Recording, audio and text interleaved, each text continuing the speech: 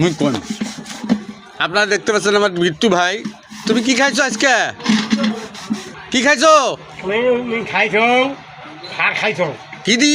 একটু গোস্ত কিসের গোস? দিদি হ্যাঁ দিদি দিদি কি?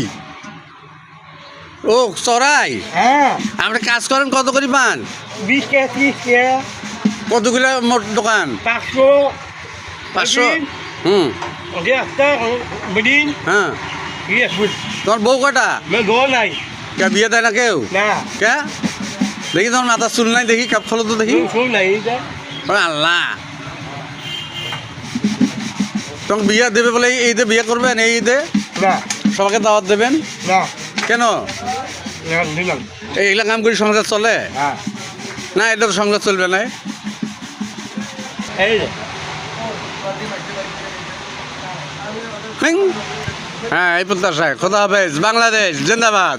গিট্টু মিয়া, জানানগঞ্জ বাজার।